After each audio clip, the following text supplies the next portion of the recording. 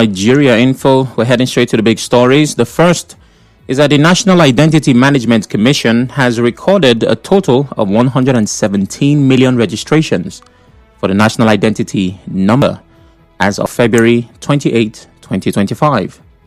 According to the latest enrollment statistics from NIMC dashboard, 66,281,803, which is 56% of the registered individuals, are male, while 51,079,521 are female. That makes up 43.5%.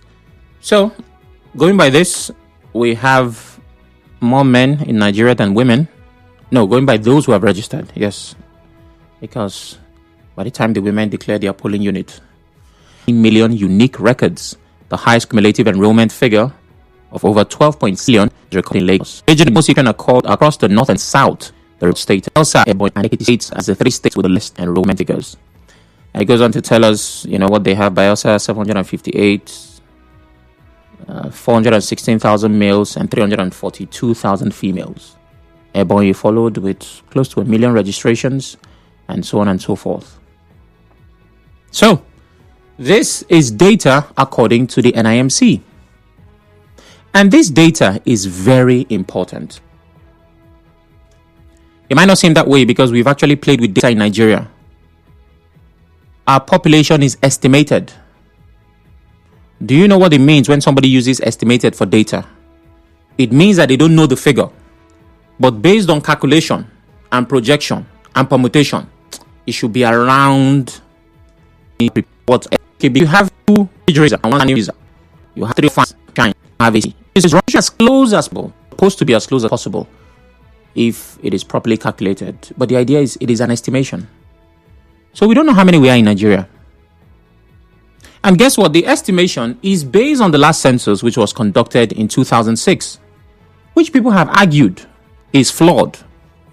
Because there were political reasons why some, leaders were trying to inflate their own figures, obviously for allocation reasons. So what Nigeria does is, with the birth rates that we have of this, and the number of people we have that was this, and this is how many we should be. After the break, we'll talk some more. Please stay with us.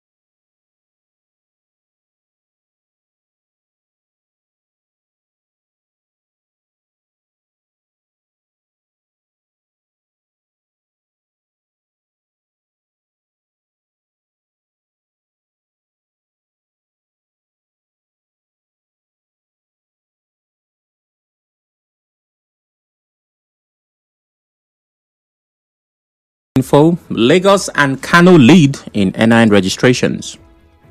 Our first big story. And before I was talking about why it's important that data drives our decision-making process. And what we have at this point is an estimated population. And if you ask the average person, you say, we're around 220, 230. I honestly think that we have hit 250 million. Right? Personal opinion. It's not backed by any data or research. I just feel like we are underreporting. But because we are not sure, it is still within the realm of speculation. So that's why the NIMC getting these figures, everyone registering for NIN, helps the country to know how many we are. And if this works according to plan, if we handle data management well, it's going to be difficult for Nigerians to declare false figures, because your NIN number, which is the last N in NIN, does it stand for number? Okay, your NIN, so it's wrong to say NIN number, should of course be linked to your BVN and all of that, so everybody gets one. Now you might ask, but what's the difference? Why do we need to know how many we are? It is because everything is connected to it. When a government makes decisions based on accurate data, you'd be shocked at the kind of progress. Policy formulation and planning. If Rivers State has 8 million people and Bayelsa has 3 million, it is very clear the kinds of plans and policies the different states will need. Obviously, you need more resources for a state with more people. Get into office, and I have very wonderful plans for, let's say, the health sector, for example.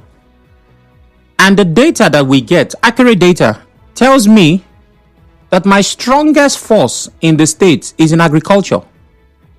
We have 2.5 million farmers, and we only have 500,000 doctors. If I'm looking at where to channel the money that would ensure that development is fast, agriculture at that point might make better sense. Every time here, 500,000 doctors are leaving Nigeria, or you hear this stat, it's usually from private sources. Then down the report, you now say, according to the Institute for Research on Global, this one, that one, that one. You almost never hear those things from government sources because we don't know. And the NBS that is responsible for data, the National Bureau of Statistics, also gets their figures from partner agencies. So that means if there is an error in any of those readings, imagine the ripple effect. Just imagine. Resource allocation. It's important to know what states have the most numbers because we need to know who gets what. A man with a big family needs more resources as against a man with a small family. And also for obvious political reasons, allocation. States with more people will have more local government areas and will get more money. That's why everybody is trying to inflate their figures. It also helps during an election. The candidates will know where to go and beg, or lobbying as they call it. That's why every election we're waiting for Kano and Lagos. Even if the person suffers in one side, we say, hear that, Gombe is now higher than Kano. You say, what happened? They say, well, many years ago, the birth rate there, for some reason, the women were eating yam and they were so fertile. Now, Gombe is the new Kano. What will happen? As candidates are getting ready, going for campaigns, they know that they have to go to Gombe. They go and shout PPP, CCC, power, progress, freedom, sanity, safety, security, whatever the slogan of the party is. And then you go and promise the people of Gombe that you will give them the three things that they've not had: light, road, and water. That's it. So if you vote me, and it helps with lobbying. The lawmakers from that part of the country, the influential figures, you offer them, if you can, help to. And like I said, there's nothing wrong with lobbying. If you show me support here, we'll see how we can influence some developmental projects to your side and this one, that one. So that's why accurate data is important. Very important. disaster management, social welfare, everything is connected to it. And we will definitely the kind of governance and progress that we did. So the question is, do you have your NIN? That's where all of this is going to. Do you have your NIN? If you don't, please go and register, because you're the one holding us. From that to Eid al-Fitr, it has been a low-key Eid al-Fitr celebration for many Muslims due to the rising cost of living. The rise in the prices of food, petrol, and transportation, along with ongoing security concerns, affected the festive spirit across several parts of the country. In Rivers State, soaring food prices have made celebrations expensive, cost up 9,000 naira, while tomatoes cost between 18,000 and 20,000 naira. Petrol prices have also remained high, with most filling stations in Port Harcourt selling between 900 and 925 per litre. NNPC stations offer a slightly lower price at 890 naira. The economic strain has left many families cutting down on traditional festivities, adjusting to a more modest celebration. Okay. So it has affected Salah as well. And we come to see that the economy is affecting festivities. The last two Christmases were low-key for a lot of people there. Once upon a time, kids used to brag about how they had more than enough to eat during Christmas. You know, they will tell you, don't worry, the chicken mommy will serve during Christmas. You can take more, you can go to the pot. Now, it might not be the case. And it will be sad if we get to a point where it's become nostalgia. When things been better. I hope we never get there. But the point, as we get started, especially is. So, happy Eid al-Fitr, Barakah Salah to the Muslim faithful. And we hope it does get better. And you have reasons to cheer.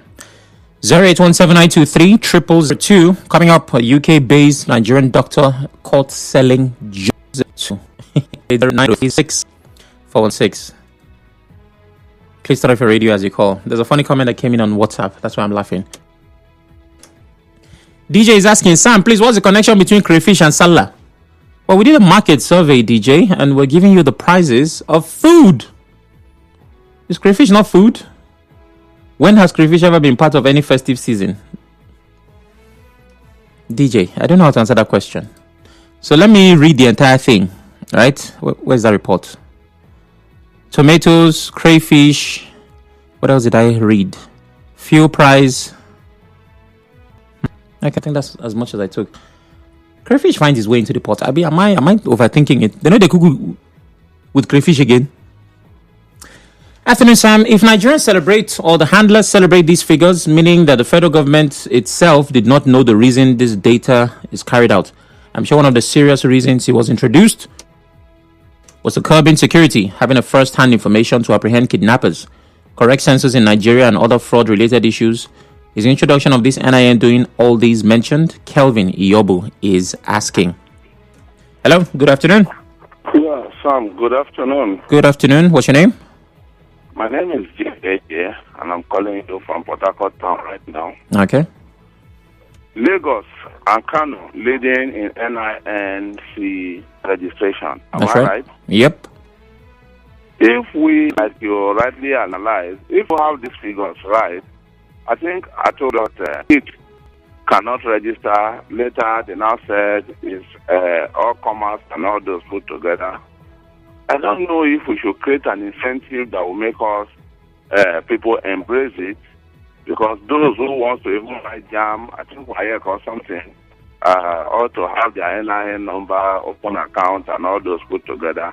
If we are a country that deal with data seriously, that take something like data seriously, then I don't think we should even be doing head count. With this, we can get it right, especially when they make it compulsory for jam people that are writing jam and other stuff like that. So for me, I think we are not ready. Even the figures they are giving, they just said the same people that told you that these states are higher, they are still estimating to tell you.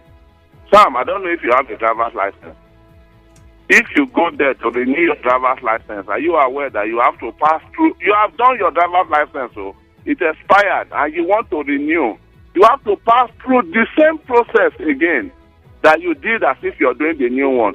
you have to have the option of whether coming to capture or to use your old one. If you're using the old one, fine. But why can't you just renew? You can even have a way of printing out the temporary one and just move on. But sorry, no way. So we don't take that as serious here. No, but JJ, I would have to come in here. I had the sector commander here with me, I think sometime last month, if I'm not mistaken, but not very long ago. And he spoke about this, that the process for renewing is not as detailed and comprehensive as a process for a fresh license. Sam, it's the same. Same. I passed it over and over. The one before this one I did now, because I usually do 5 years. The one before this one I did took close to 1 year before they sent me a message, after even complaining to one of their senior persons. Took up to almost 1 year, 8 months before I got it. What is the difference? I don't get it at all. So let him come back. I'll put it to him with my figures and everything. Okay. They don't keep figures. We'll be having him soon, but when is your license expiring? My own still now. Any election year. So we before you have to renew, we at the Road Safety Corps, we have upgraded our system to ensure. No. Right? I get out the watchdog knows when they go clear. No, we have. I promise you, with the Tinubu administration. The comfort my house. No. Just pay, do whatever, and just print out the temporary one. JAJ, with the renewed hope agenda, we have ensured this time. Take it from me. Don't forget that today is April 1st, though. Take it from me. It's April Fool ends at 12 now. Today is April 1st. Take it. Believe it. And you have your NIN. Yes, I have. Okay. I have everything that is needed to be a citizen of this country. Okay, it's okay. NIN, BVN, CBN, it's okay. OON, it's okay. SOS. It's okay. All. Oh, yeah, go and run for election, JJ. Thank you very much. Hello, good afternoon.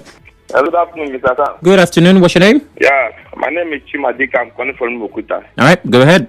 Mr. Sam, I am not surprised to see that River State did not hit one of the highest in population in the NIN. River State. They pay money. If you want to try, go to that. When I did my own, about 2 to 3 years ago, and again, when I took my little niece that wanted to write WAEC, she missed it because they came to their school, and I don't know what happened that she didn't come, so they have to take her to Abaro. We paid money. How much did you pay? To take the normal ID card. How much did you pay? Everything I paid is about 7,000 naira. Okay. Did you pay to an account or did you pay to someone? No, when we get to begin to do process and no process. Before you know, some person will not enter, will not allow like 5 people to enter. Before you know, one big man will enter. We get money that the normal don't enter.